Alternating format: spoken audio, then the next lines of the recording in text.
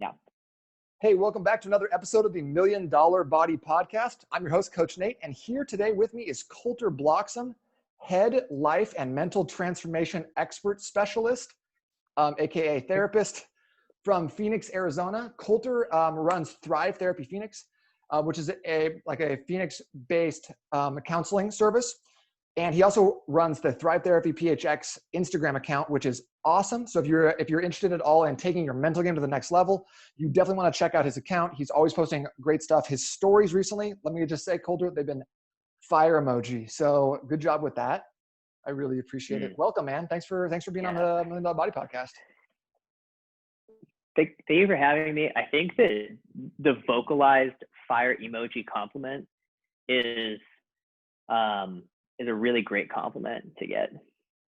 I really just want to help people good about that. Like, solidify in their brain what I'm trying to say. Yeah.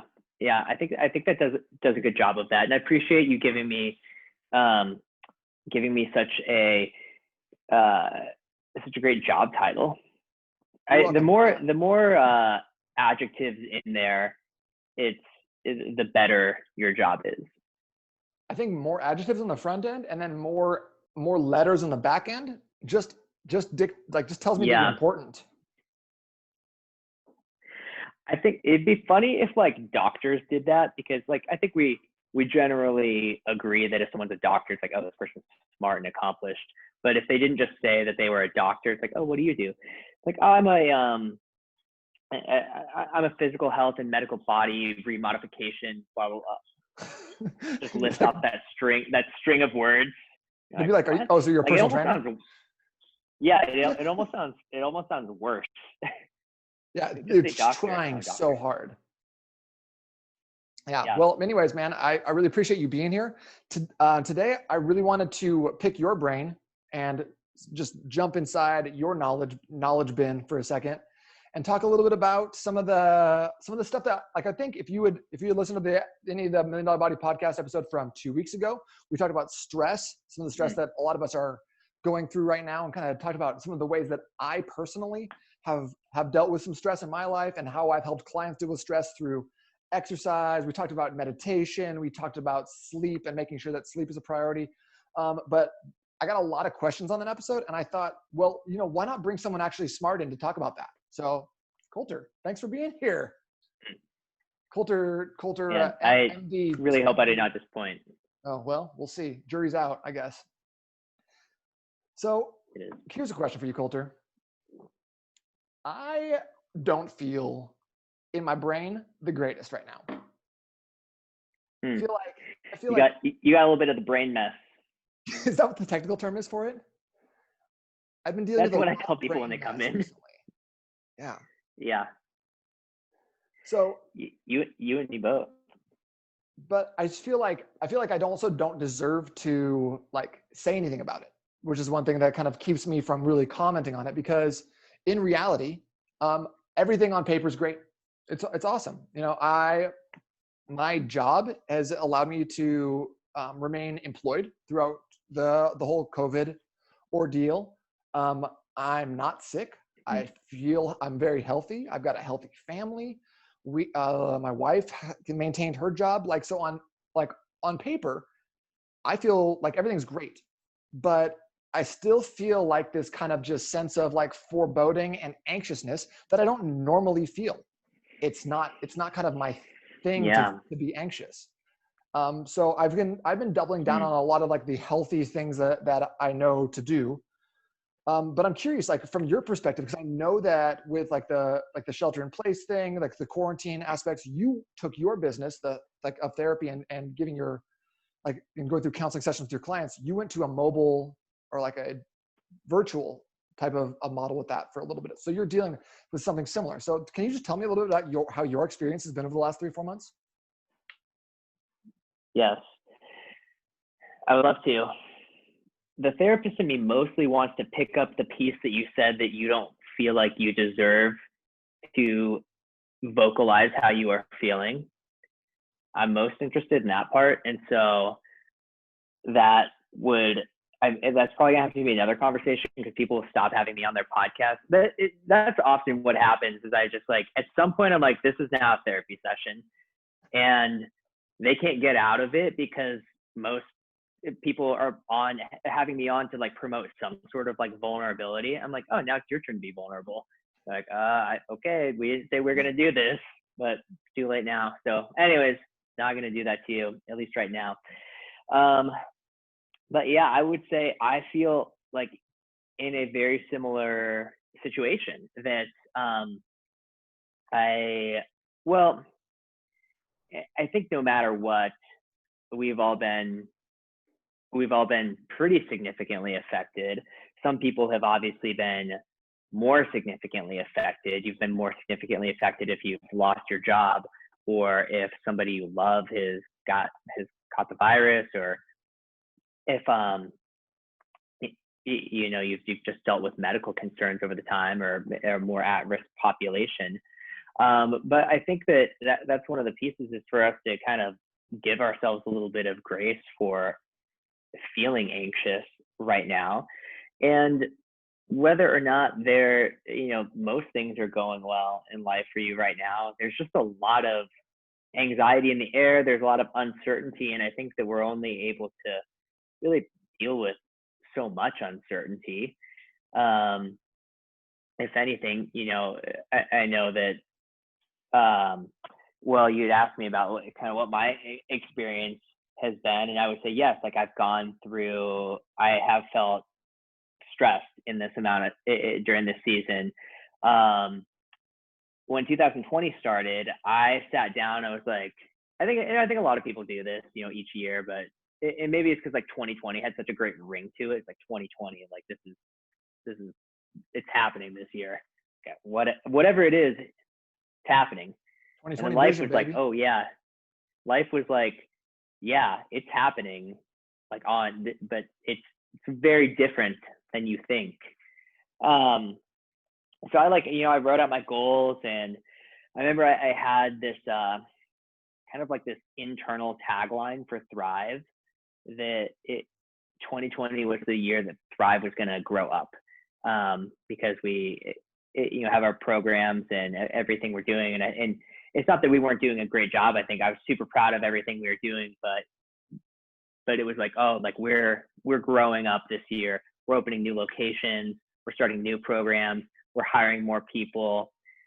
And then obviously a lot happened that prevented us from being able to do those things. And so I think for me, a lot of what has been really difficult is not knowing,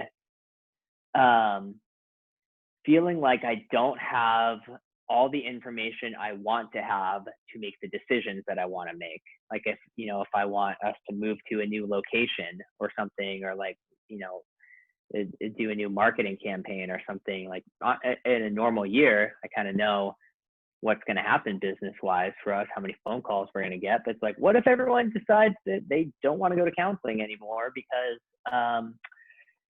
it's, it can be expensive, and the economy is not doing well, and people are losing their jobs. That makes it harder and scarier to hire people. And, that affects my income and decisions that I want to make for me and my family. My wife's pregnant now, and so we've got like more, kind of more uncertainty going on. And I think in a normal year, I would have like really put my foot on the gas really hard. Like I need to, maybe ramp up my business a little bit, make a little bit more money. That's not all totally in my control right now. Fair. Yeah. And I think that I like what you said about, you don't have the information that you want to have to make the decisions you want to make. So it feels like we're just existing in this place of uncertainty. And it's like, you have to figure out how to deal with it. I don't think anyone loves the idea of uncertainty. Right. So I wanted to have an argument with you today. That was kind of, to be totally honest with you. Yeah, let's argue. In situations like this, I think head down, do the work on the things that are good habits. So head down, on your own personal, like for me, it's a silly thing, but floss my teeth. If I floss my teeth every day, a lot of other things fall in line for me. it just is just a Yeah. trigger for me to stay on top of a lot of the little ticky-tack habits, getting enough water, eating vegetables every meal, doing some form of Hmm. meditation, hitting my exercise, making sure I do my cardio.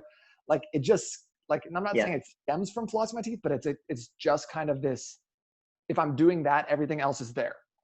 So like it almost feels like Yes. I feel uncertain. So I go, I'm going to go really hard at the things I know are good. What do you think?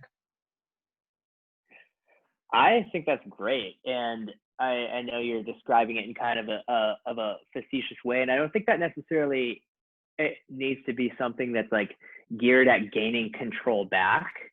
I think there's this piece of kind of accepting that um, we're not totally in control of what life gives us. And that's very apparent right now. And in America, he said, you work with a lot of entrepreneurs that we don't like that. We don't like being out of control of what life is giving us. And so, and I don't think it needs to come back to this piece of like, well, how do I gain control? But it's like, I feel uncomfortable in this uncertainty, and that can make me want to start acting a certain way. And really what you're talking about is like, what is an unhealthy coping strategy and what is a healthy coping strategy? So for me, I would say I've found myself in a similar position of really changing up some of my rhythms. And that's the word that pops out to me in what you're saying is rhythm, is having a good rhythm. And then I'll maybe talk about another word here in a bit, which is values. What are our values? And so for me, when I wake up in the morning, I try to do, well, the first thing is I don't look at my phone for the first hour, first hour of the day. I'll try to go 2 hours if I can. And I try to go towards a few things. One is I normally get a cup of tea. I've been cutting down on coffee. I've been doing just a cup of tea. And then I will usually try to either journal, meditate, go for a walk with my dog, be outside in the garden, or read or pray. And I'll try to it's like if I can get like one or two of those things, that's really great. And I feel really good about that. Some days I knock it out of the park and I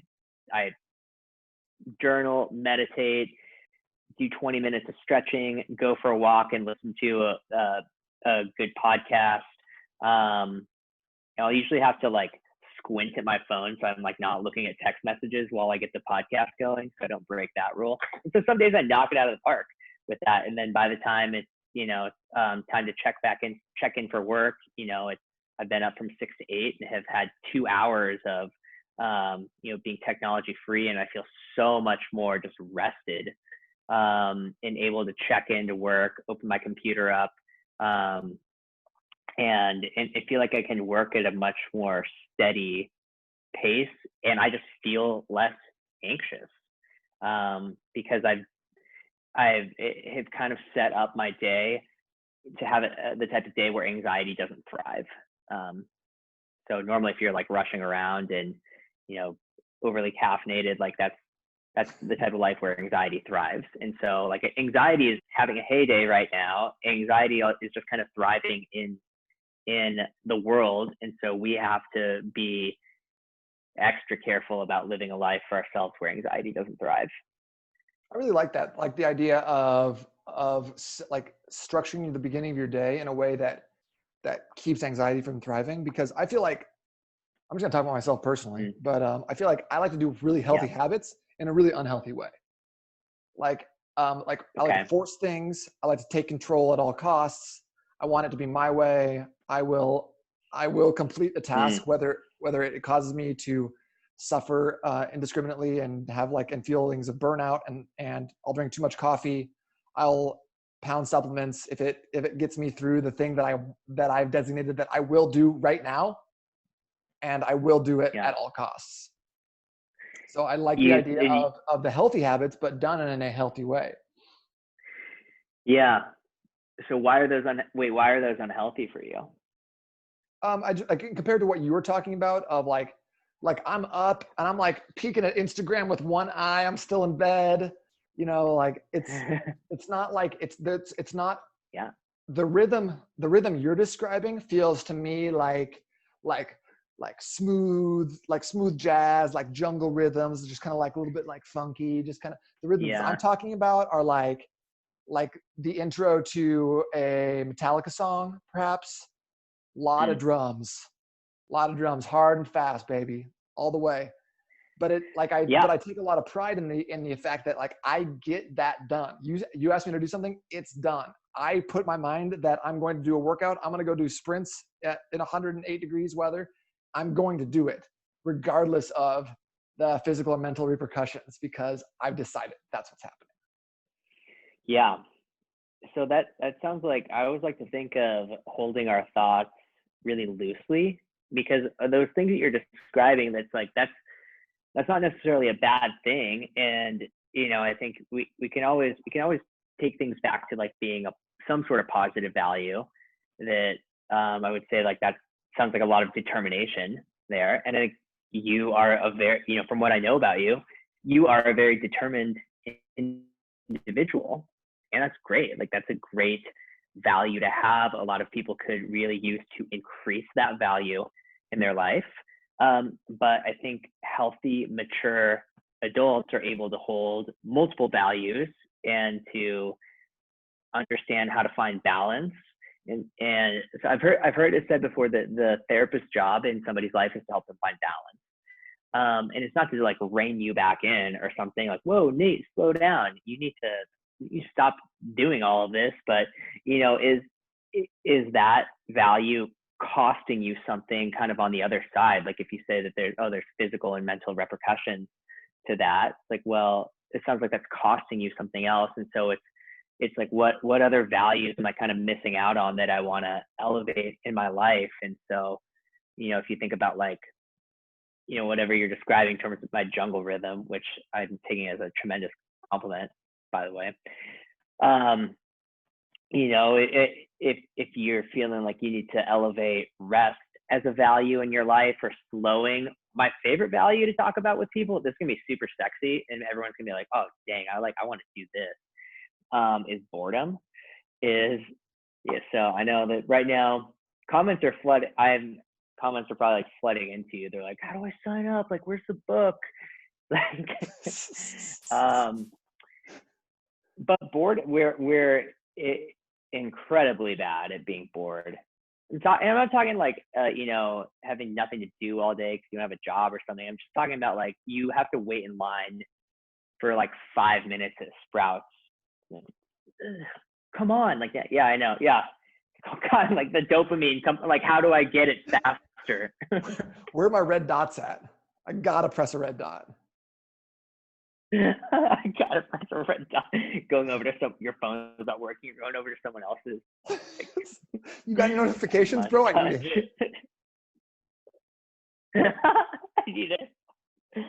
Oh man, there was probably some sort of like great Black Mirror episode about that where people are like, there's like this like post society that has like sworn off technology, but there's like, you're like trying to get it, and there's like some people that are like, yo, like, come over here. Oh dude, you got a phone? Like, yeah man, you want to get a few swipes? You want to get a couple notifications real quick, bro? Yeah, first swipe's free. Yeah, I actually got 3 in the inbox for you. Old tree. Yeah, I'm into that. 10 out of 10 would sell notifications.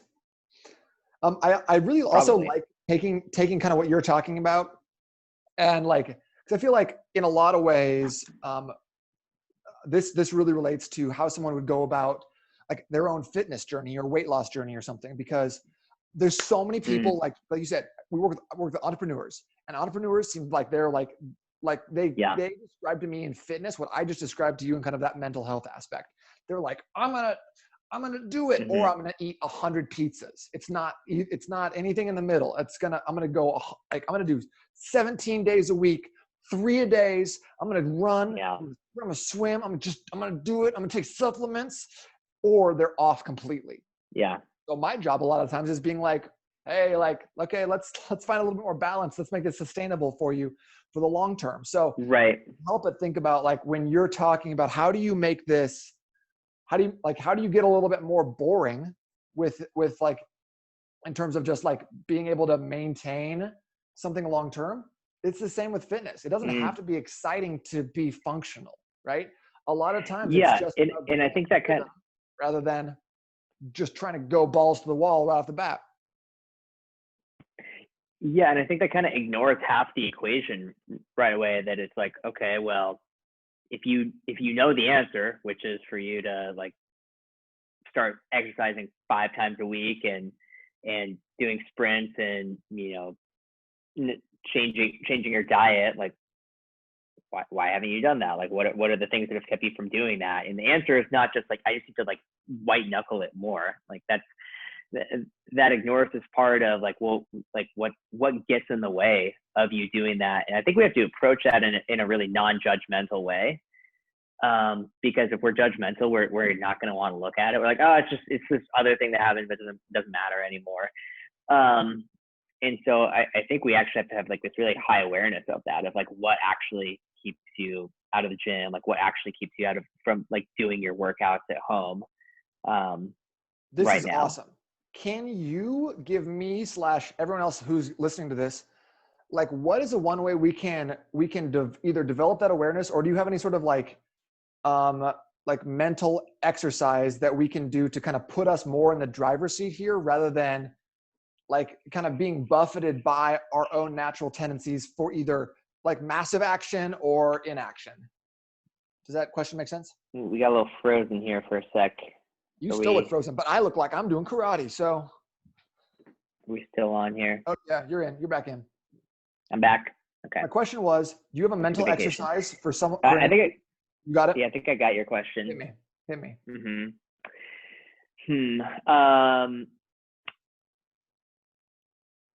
Yeah, so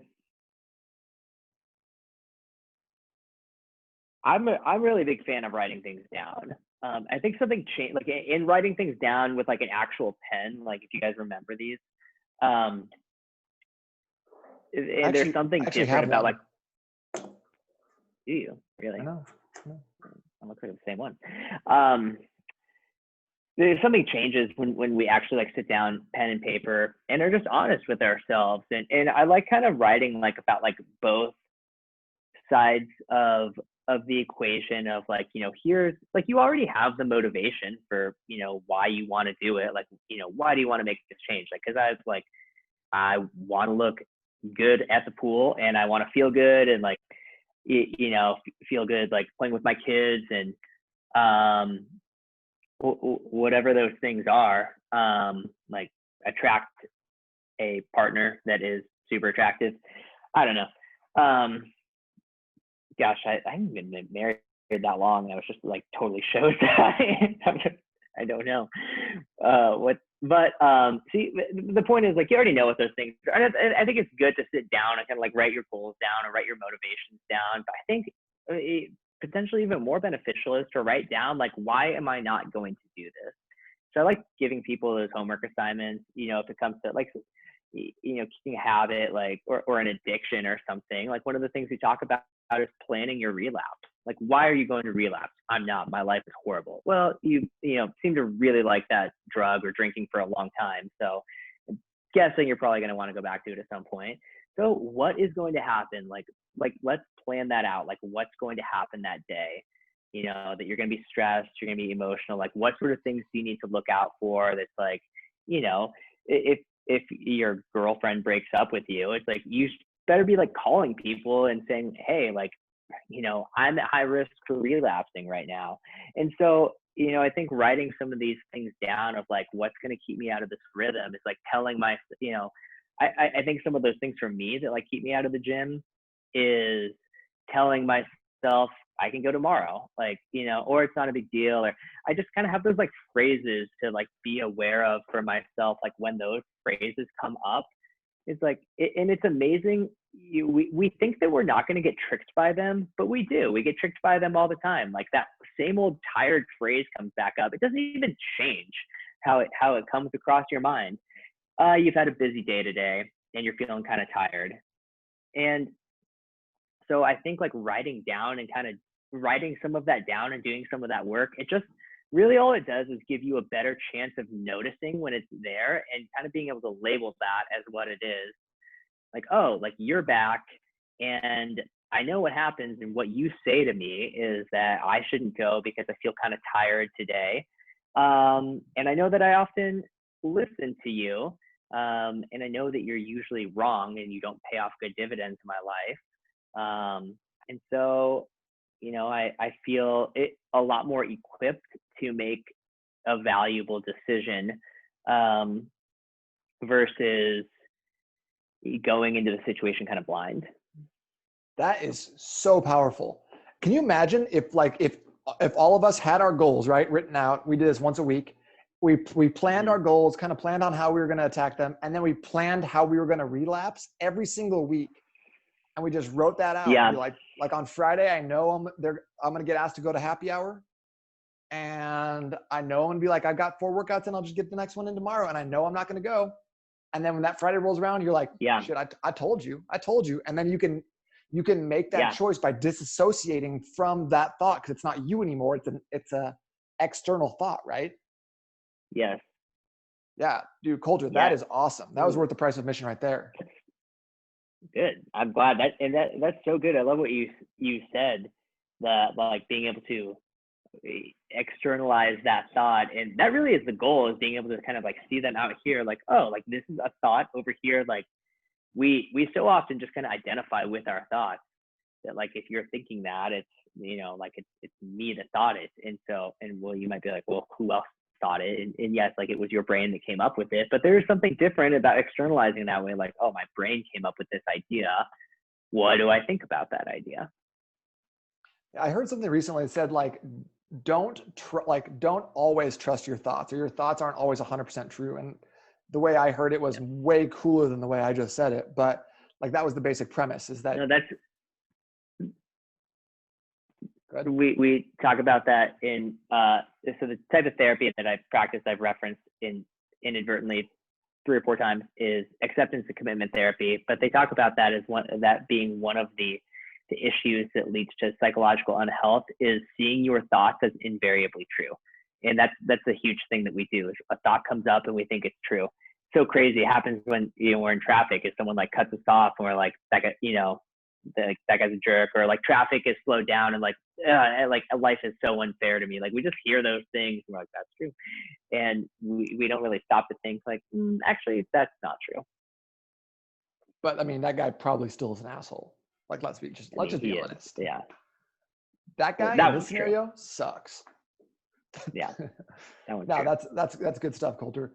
Dude, I got to say, thank you so much for taking the time out of your day to come on and just drop some wisdom for us. I think that this is just a weird time for everyone. So like, even you just took one thing from this podcast that's going to make your life a little bit better, make it a little easier to practice those great habits that you're instilling right now, or just maybe one thing that's going to help you reduce some of the anxiety that we are just kind of like in the air right now. I know this was valuable for you. So Colter, can you maybe leave us with something that's been on your brain, a hot take on something?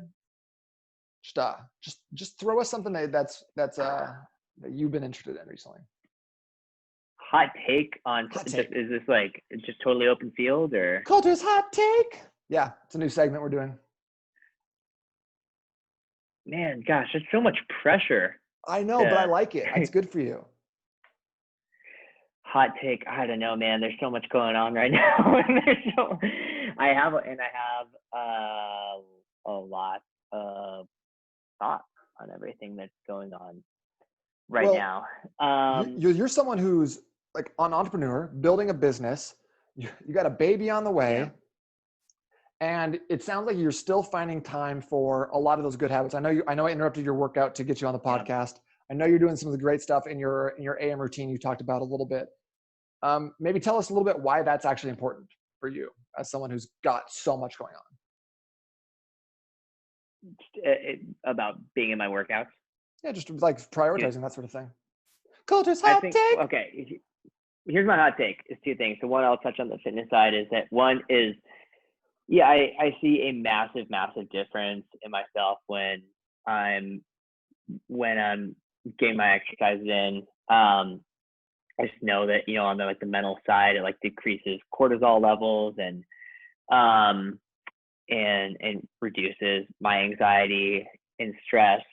And then I think about too, like, there's a lot of time in the day, and I think I have made a lot of reasons for like why I don't need to work out. And I try to think a lot of times that like just whatever I'm doing, like this is how I'm spending my life. Like this is what my life looks like. Like when I get to look back on like what I did with my life, this is what it will look like. And like if obviously you could probably think about that a little too much, because sometimes you do, everyone deserves to like lay down and do nothing every now and then, and there's something good about resting and doing that. And but it's like, man, like do I want to be spending my time like scrolling through social media, or like do I want to get to the end of my life being like, oh, like I hardly ever read or or worked out. And so I think that I just waste a lot of time doing things that are outside of my values.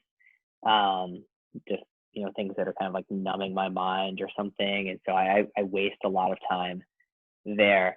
The other thing, here's my other little hot take.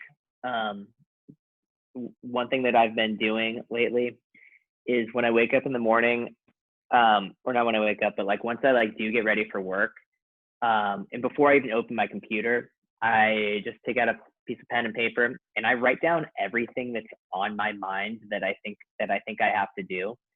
I just make a list of everything that I have to do, because I've got so many things flowing through my mind. And sometimes I write down things that like there's like no way they're gonna happen that month. It would be like open a new location, just because my mind will like start, thinking about something like that. So I write down everything that I have to do, and then I just cross off. Or usually what I'll do is I'll move things over into a category of I'm not doing those things. So like I'm not, starting a new like a new social media account today. Like my mind already thought of that. Like I'm not doing that. I'm not hiring a new person today. So that's my other thing that I've been doing lately that I feel like has been really helpful for me. Love it. The do not do list, arguably more powerful than the to do list. Yeah, I love it. Probably. Dude, Colter, once again, just thank you so much for your time. I really appreciate your bringing your knowledge and some wisdom, and because I think this is really powerful stuff and can really help us if we put it into practice. So I'm really looking forward to doing what we talked about and planning my relapse. I think that's going to be it's an integral part of like a weekly routine for me. So if you guys want to connect with Colter, where can they find you? And your relapse, folks. Tell me where. Yeah, go to our website, thrivetherapyphx.com, or connect with us on Instagram. I love connecting people to therapists. And so, I know that a lot of times, like I might be the right therapist for people, I might not, but I work with an amazing team of therapists. And so if you've never been to therapy in your life, I think it's a great thing to do. And so, send me an email or give me a call and I'll talk to you and I'll say, oh yeah, I think you should see this person, or maybe I'll see you. I don't know. But yeah, thrivetherapyphx.com. That's our Instagram as well. Awesome, brother. Have an amazing day. We'll talk to you very soon. Okay. Love you.